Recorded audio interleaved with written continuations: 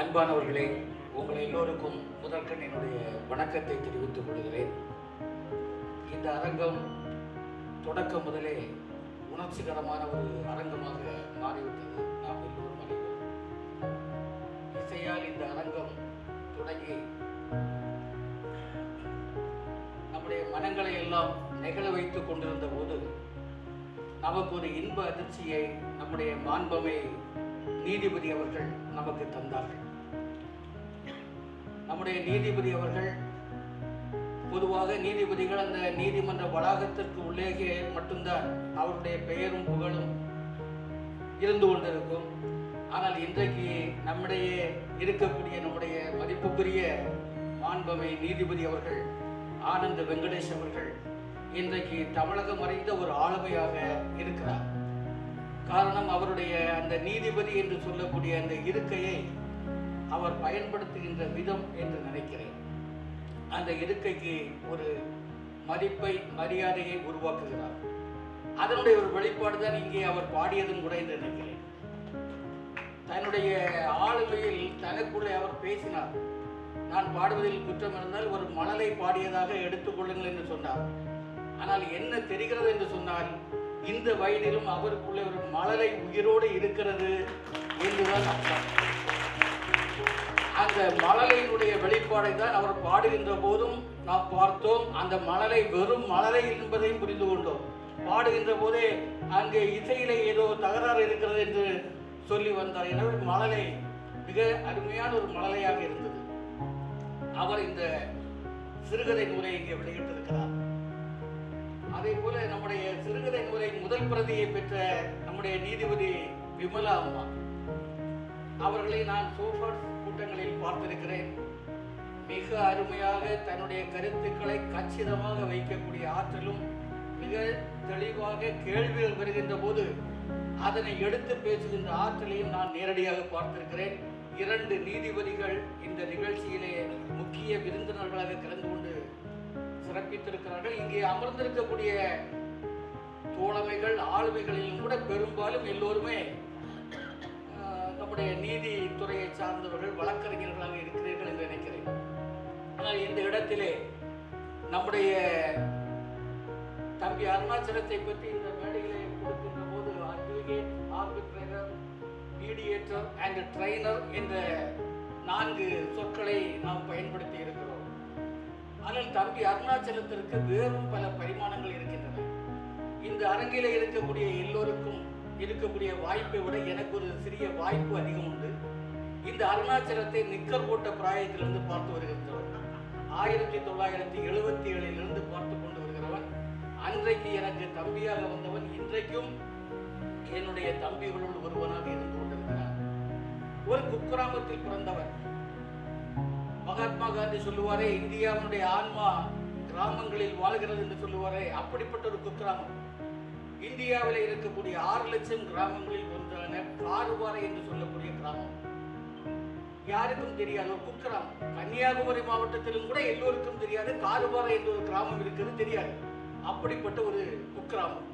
அந்த குக்கிராமத்தில் இருந்து பிறந்து வளர்ந்து இன்றைக்கு ஒரு தமிழ்நாடு அறியக்கூடிய ஆளுமையாக தம்பி அருணாச்சலம் வளர்ந்து வந்திருக்கிறார் என்று சொன்னால் அதற்கு பின்னணியாக பல விஷயங்கள் இருக்கின்றன. தம்பி அருணாச்சலத்தினுடைய வளர்ச்சிகள், போராட்டங்கள், துன்பங்கள், துயரங்கள் எல்லாவற்றையும் நானும் கண்டும் கேட்டு வந்திருக்கிறேன். எனவே அவனுடைய ஆளுமையை பற்றியுள்ள சில உணர்ச்சிகள் எனக்கு நிச்சயமாக உண்டு. எனவேதான் இந்த நூலுக்கு அணிந்துரை வேண்டும் என்று சொன்னபோது நான் இந்த நூலில் உள்ள கதைகளை பற்றி பேசவே இல்லை. அதற்கு பதில் அருணாச்சலத்தின் கதை என்று சொல்லி அவனுடைய கதையை பற்றி தான் பேசியிருக்கிறேன். ஏனென்று சொன்னால் அவனுடைய ஆளுமையின் மீது எனக்கு அப்படிப்பட்ட ஒரு ஈர்ப்பு இருக்கிறது. ஒன்றுமல்ல, அவனுடைய ஒரு தன்மையை பாருங்கள். இன்றைக்கு இந்த நிகழ்ச்சி இப்போது நடைபெற்றுக் கொண்டிருக்கிறது. நிகழ்ச்சியாகவும் மகிழ்ச்சியாகவும் நடைபெற்றுக் கொண்டிருக்கிறது. ஆனால் இந்த நிகழ்ச்சி இப்படி நடப்பதற்காக தம்பி அருணாச்சலம் ஏறத்தாழ 1.5 ஆண்டு காலம் காத்திருந்தார். 1-2 நாட்கள் அல்ல, 1.5 ஆண்டு காலம். ஒன்றே ஒன்றுதான், மாண்பமை நீதிபதி அவருடைய தேதி கிடைக்க வேண்டும் என்பதற்காக 1.5 ஆண்டு காலம். 1.5 ஆண்டு காலத்திற்கு முன்பே இந்த நூல் ரெடியாகிவிட்டது. GDR பப்ளிஷிங் ஹவுஸினுடைய நம்முடைய நிர்வாகி அருமை தோழர் துரைராஜ் அவர்கள் 1.5 ஆண்டுக்கு முன்பே இந்த நூலை தயாரித்து விட்டார். ஆனா அந்த நூல் காத்திருந்து ஒரு காத்திருப்புக்கு பிறகு கல்யாணத்தை நடத்துவது போல இந்த நிகழ்ச்சி நடக்கிறது. எனவேதான் முதலிலே இது உணர்ச்சிகரமான ஒரு நிகழ்ச்சியாக மாறி இருக்கிறது என்று நினைக்கிறேன். இது தம்பி அருணாச்சலத்தினுடைய ஊற்றுக்கண் எங்கிருந்து வருகிறது? அவர் வக்கீலுக்கு படித்தார், இன்றைக்கு வழக்கறிஞராக இருக்கிறார், வழக்கறிஞர் தொழிலை ஜொலித்துக் கொண்டிருக்கிறார், எல்லாம் சரிதான். ஆனால் இவருடைய ஊற்றுக்கண் எங்கிருந்து வந்தது என்று பார்க்கின்ற போது அந்த கார்வாரை கிராமத்திலே கலை இலக்கிய பெருமன்றத்தினுடைய கிளை தொடங்கியது.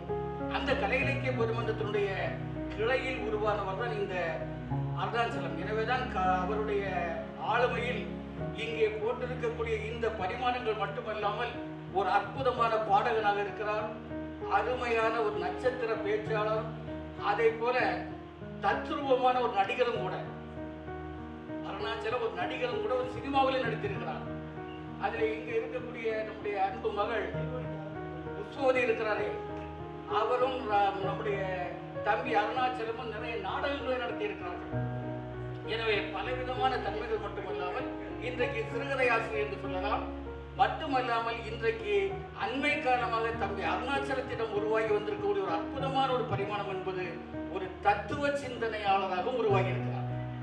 எனக்கு ஆச்சரியமாக இருக்கிறது. இந்த தன்மைகளை எல்லாம் பார்க்கின்ற போது தம்பி அருணாச்சலம் எங்கிருந்து தொடங்கி இருக்கிறார், எப்படி வந்திருக்கிறார் என்று பார்க்கிற போது எனக்கு இத்தாலியில ஆண்டனியோ கிராம்சி என்று சொல்லக்கூடிய ஒரு மிகப்பெரிய அறிஞன் உண்டு. அந்த அறிஞன் ஆர்கானிக் இன்டலெக்சுவல் என்ற ஒரு வார்த்தையை பயன்படுத்துவார். மண்ணில் இருந்து கிடைத்து வரக்கூடிய மண்ணின் மரபுகளை உள்வாங்கி நிற்கக்கூடிய அறிஞர்கள் என்று சொல்லுவார். அப்படி தம்பி அருணாச்சலமும் எனக்கு என் கண் முன்னே ஒரு ஆர்கானிக் இன்டலெக்சுவலாக எனக்கு தெரிகிறார். சரி, இந்த கலை இலக்கிய பெருமன்றம் எங்கிருந்து தொடங்கியது என்று பார்த்தால் அது இலக்கிய பேராசான் ஜீவா தொடங்கி வைத்த ஒரு மன்றம். அது 1961 தமிழகத்தில் பேராசான் ஜீவா தொடங்கி வைத்த ஒரு மன்றம். அது இந்த மன்றத்தினுடைய அடிப்படை லட்சியமாக அவர் வைத்தது என்பதே மனிதாபிமானம் தான்.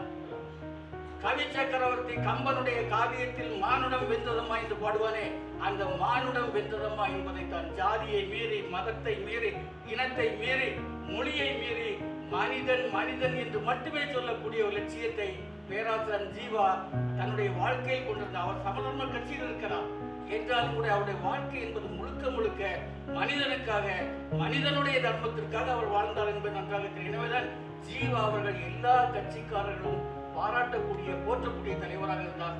அந்த கலை இலக்கிய பெருமன்றத்திலிருந்து உருவான காரணத்தால் தான் இங்கே தோழர் காம அவர்கள் சொன்னாரே, நம்முடைய அருணாச்சலத்தினுடைய கதைகள் எல்லாமே விளிம்பு நிலை மக்களை பற்றி பேசக்கூடிய கதை என்று சொன்னார், அடித்தட்டு மக்களை பற்றி பேசக்கூடிய கதை என்று சொன்னால் அது ஜீவா போட்டு வைத்த ஒரு பாதையிலே தம்பி அருணாச்சலம் நடந்து கொண்டிருக்கிறார் என்று சொல்லலாம்.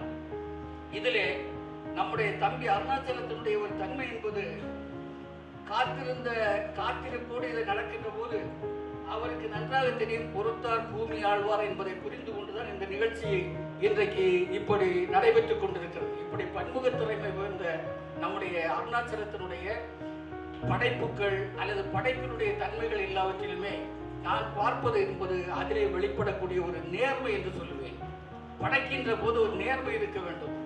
நாம் இசையை கேட்கின்ற போது, ஒரு கதையை படிக்கின்ற போது நாம் ஏன் அதில் லயித்து போகிறோம் என்று நீங்கள் சற்று யோசித்து பார்த்தால் அதிலே இருக்கக்கூடிய அம்சம் என்பது பர்சனல் சென்சேஷன் என்று சொல்லுவார்கள்.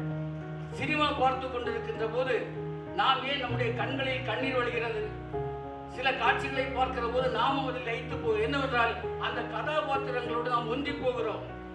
ஒரு கலைஞன் அல்லது எழுத்தாளர் என்ன செய்கிறான் என்று சொன்னால், தன்னுடைய கதையை படைக்கின்ற போது அவன் கதாபாத்திரங்களை படைக்கிறான், காட்சி சித்திரங்களை உருவாக்குகிறான். அப்படி கதாபாத்திரங்கள் காட்சி சித்திரங்கள் என்று சொல்கிற போது அது நம்முடைய மனத்தை தொடுகிறது. இசையை போல மற்ற கலைகளும் இதே போல நம்முடைய மனத்தை தொடுவதால் தான் நாம் அதில் லயித்து போகிறோம்.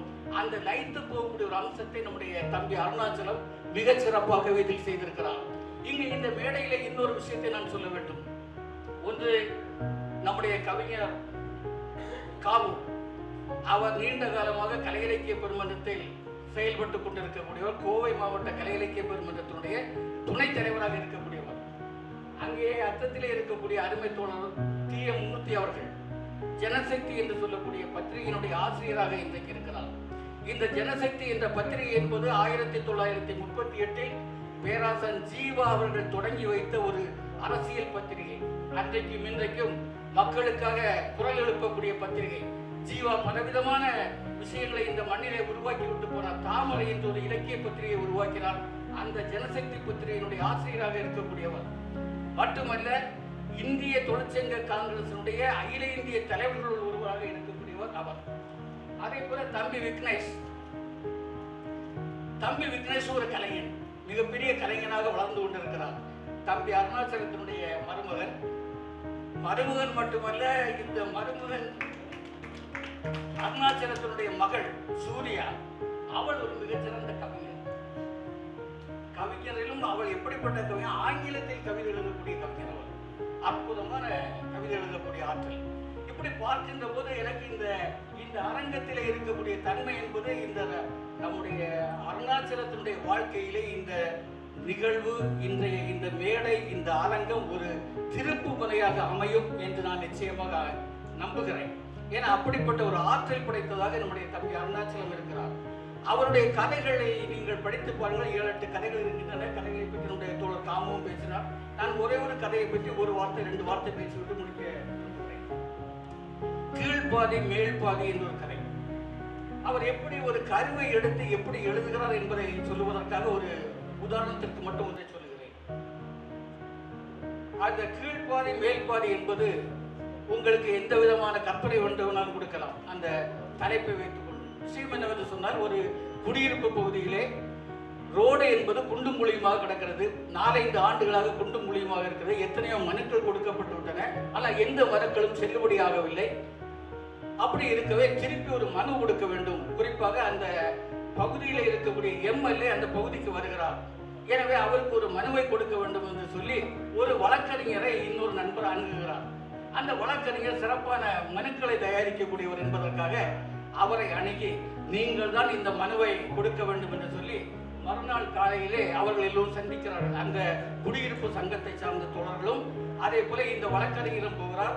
போகின்ற போது ஒரு சிலர் ஆக்ஸ்போர்ட் டிக்ஷனரி எல்லாம் கொண்டு வந்திருக்கிறார்கள். ஏனென்றால் மனுவை தயாரிப்பதற்காக அந்த அளவுக்கு தயாரிப்போடு எல்லாம் வந்திருக்கிறார்கள்.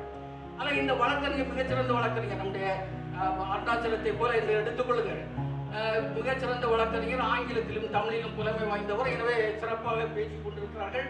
கடைசியில் அந்த வழக்கறிஞர் சொல்லுகிறார், நான் ஒரு டிராப்ட் போடுறேன், அதுபோல் நம்ம அதை விவாதித்து முடிவு செய்யலாம் என்று ஒரு டிராப்ட் போட்டோன்னே எல்லாரும் பயங்கரமாக இதாயிட்டாங்க. எவ்வளவு அருமையான ஒரு டிராப்ட் போட்டிருக்கீங்க, எவ்வளவு அருமையான ஒரு மனுவை தயாரிச்சிருக்கீங்க, இந்த மனுவுக்கு ஒரு அவார்டு கொடுக்கலாமே என்று எல்லோரும் புகழ்கிறார்கள். புகழ்ந்து கடைசியில் அந்த எம்எல்ஏ வீட்டுக்கு முதல்ல போய் மனுவை ஒரு அட்வான்ஸ் காப்பி கொடுக்குறாங்க. அதுக்கு பிறகு எம்எல்ஏ நேரடியாக இந்த மனுவை கொடுக்குறாங்க. மனுவை படிச்சு பார்த்துட்டு எம்எல்ஏ ஆசைப்படுறாங்க, என்ன மனு இது, இந்த மனுவுக்காகவே உங்களுடைய கோரிக்கை நிறைவேற்றப்படும், இந்த மனுவில் இருக்கக்கூடிய மொழிக்காகவே நிறைவேற்றப்படும் அவர் வர பேசி விடுறாரு. இல்லை நடக்குது, வேலை முடிஞ்சு அது முடிச்சு போச்சு. இந்த வழக்கறிஞர் ஒரு நாள் மாலையில் வருகிறார்.